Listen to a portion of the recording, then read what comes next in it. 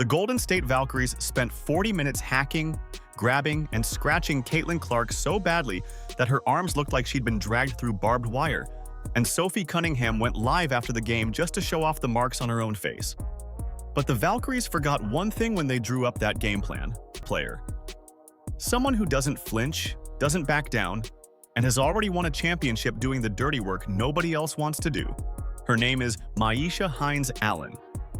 And this enforcer just destroyed the Golden State Valkyries Bullies and made them lose their minds.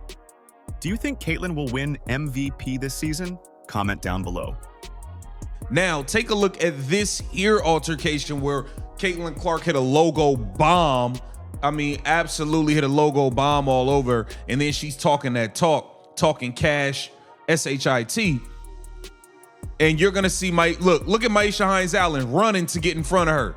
Don't you dare do nothing. You Only average 9 per game. Right up the middle. It's Tiffany Hayes. Tiffany Hayes was the worst of the bunch, and it wasn't close. Right there on the court. Not for one quarter. Not for one stretch when things got heated. The whole 40 minutes, every time Clark touched the ball or tried to move without it, Hayes was grabbing, holding, and tugging like she was trying to win a tug of war instead of play defense. Pre-game studio show. The Fever had to make them feel that second night so far. Haven't been able to do so. And there Clark does draw the foul.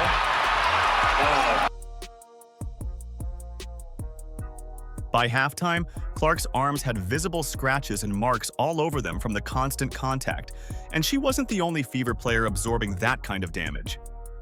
Sophie Cunningham was getting roughed up on the perimeter the entire game, too. So much so that after the final buzzer, she went live on social media, pointed the camera directly at her own face, and just let people see the scratches she'd collected. That's how physical the game got. Players were going live after the game to show off their wounds. Not during the game, I came out and I literally leaned over on the bench and I was like, Ty, do I have a scratch on my head? Like, it hurts. She goes, no, you're fine. I literally looked in the mirror and I look like freaking Harry Potter. Clark and Salon before everyone headed to the locker room.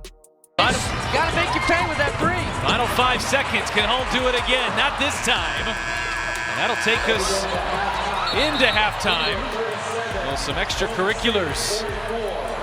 Here as both teams head to their respective benches. Clark's technical in that exchange counted as her second of the season.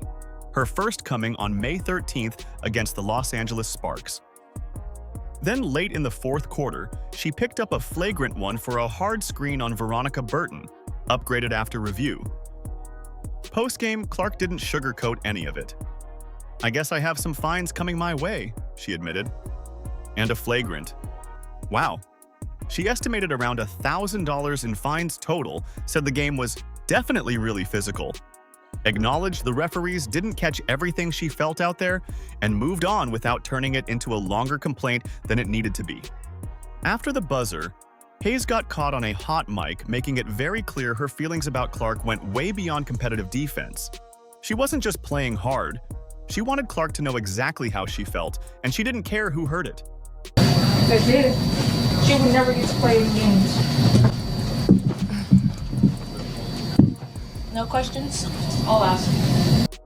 If the refs would have made the right calls, Caitlin Clark would have destroyed you even more. They called this a foul on Caitlin Clark when she didn't even touch you.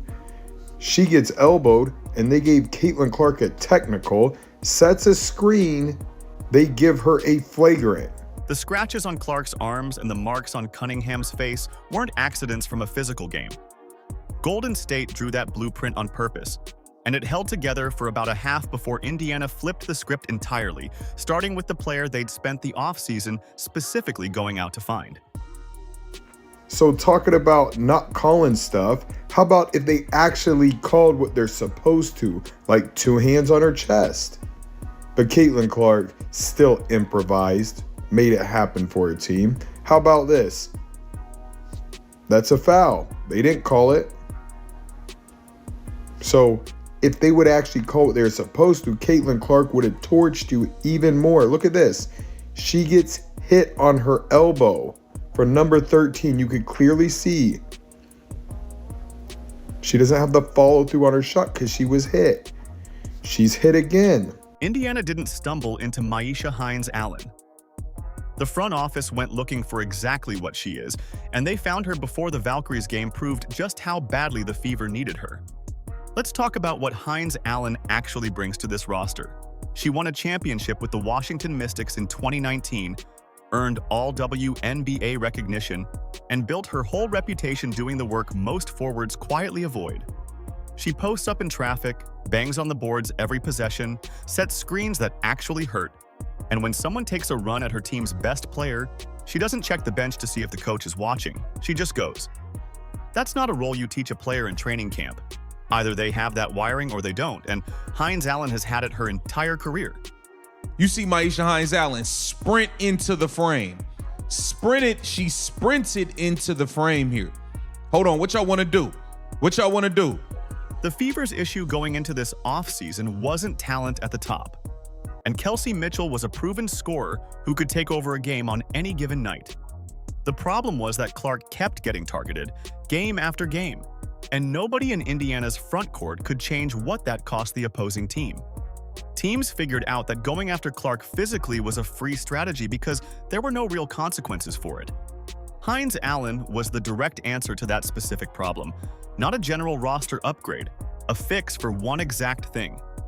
What many people noticed was Myisha Hines-Allen was not hesitant. She was sprinting front and center. Who said what? Who trying to do what? Who trying to touch 22? What you want to do? We love that. We love that because for so long we watched Caitlin Clark get targeted and get flagrantly fouled, people poking her in the eye, people knocking her to the floor when the game is not even in play, and none of her teammates would step up and defend her. Her history as a physical presence in this league goes back years, and she's gone at serious competition.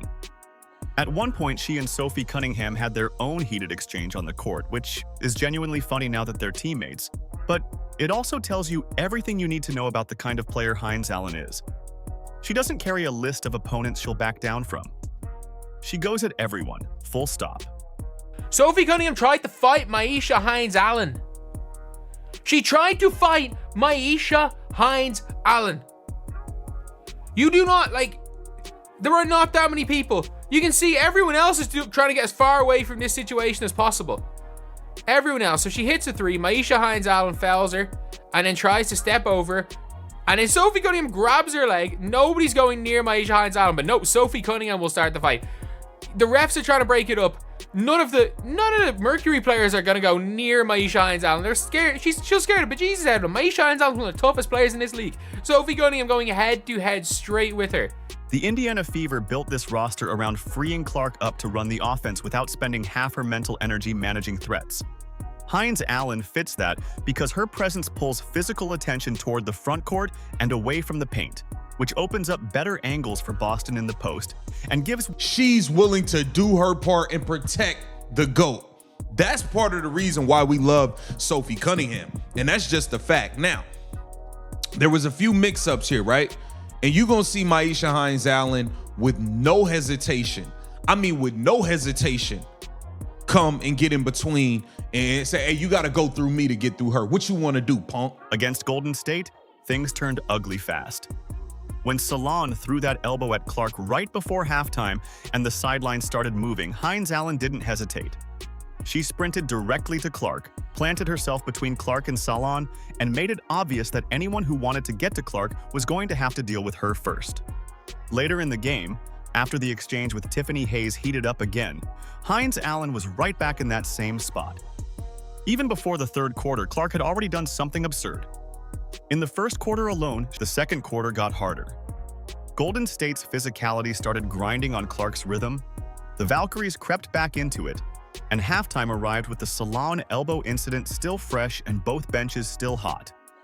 Coach Stephanie White's halftime message cut straight to it. Tighten the defense, get physical at the point of attack, and stop letting Golden State run their stuff in comfortable positions. Force them into contested twos. Make them earn everything. Clark walked out for the third quarter and pulled up from 33 feet, straight over Tiffany Hayes, and drained it. The game tied at 48. The crowd completely lost it. And Hayes, who'd been grabbing and holding Clark the entire night, just stood there and watched it go in. You don't pull up from 33 feet over the person who's been mugging you all game unless you're sending a very specific message, and Clark sent it loud. It didn't stop there. Clark drove hard into contact multiple times in the third, converting tough and ones and turning what Golden State thought were defensive wins into free points and momentum swings at the same time.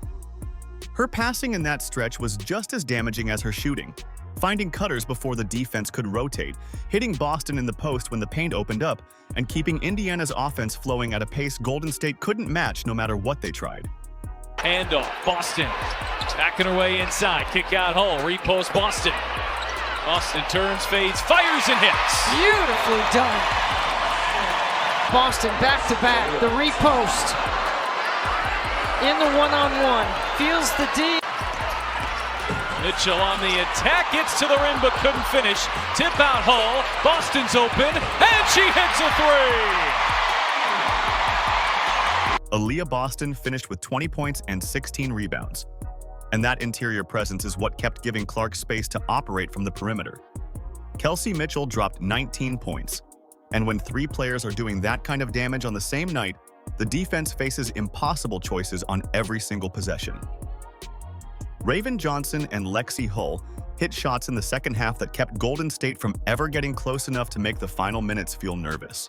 Clark and the Indiana Fever here. First possession from Indianapolis as Mitchell gets inside and lays it in. Clark's final line: 22 points, 9 assists, 7 for 15 from the field, 4 for 9 from 3, 1 steal, 1 block, 32 minutes.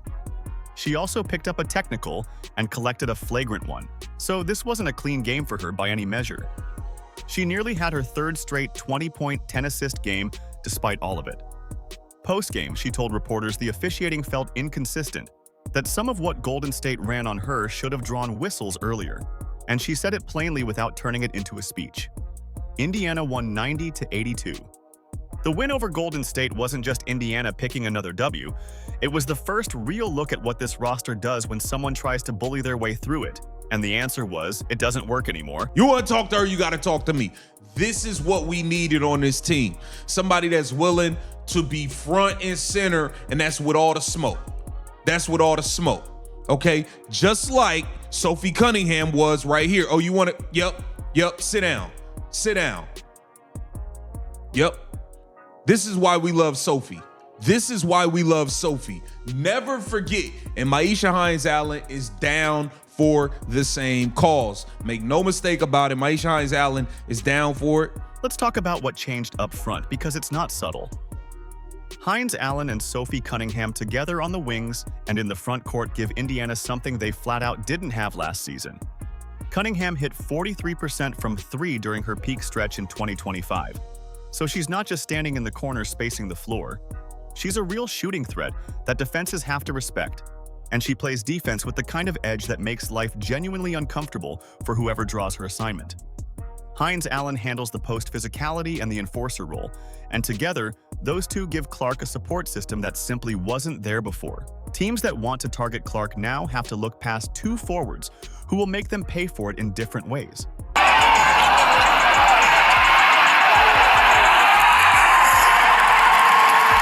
Quite a bit of foul trouble in this half. To put it into perspective, Mabry has 3. Sanaya Rivers has 3 fouls. Bria Hartley has 3 fouls. That's your wing depth. Ugh. The bigger shift is mental, right? The past 2 seasons, Clark spent real energy managing threats on the court because nobody was going to step in front of them for her. That's not a small drain on a player who's also running an entire offense, reading defenses, and trying to take over games in crunch time. Now Hines-Allen is already moving toward the problem before Clark even has to think about it, and that changes how Clark can play. She can put all of that mental energy back into basketball, and a fully locked-in Clark with a healthy roster and a full season of chemistry with this group is a genuinely scary thing for the rest of the league to think about. The MVP conversation gets real if Indiana stays healthy and keeps winning games like this one. Clark nearly put up her 3rd straight 20-point, 10-assist game while getting fouled, scratched, technicaled, and flagranted all night. That's not a player who needs perfect conditions to perform at that level. The 2026 championship path runs straight through games exactly like May 22nd. Physical, contested, and emotionally charged from the opening tip. Indiana just proved they can win that kind of game, and Golden State proved they can't rattle this team no matter how many elbows they throw. Do you think Caitlin will win MVP this season? Comment down below. Don't forget to like, subscribe, and turn on all notifications so you don't miss out on all things basketball. Click the video on the screen, and we will see you in the next one.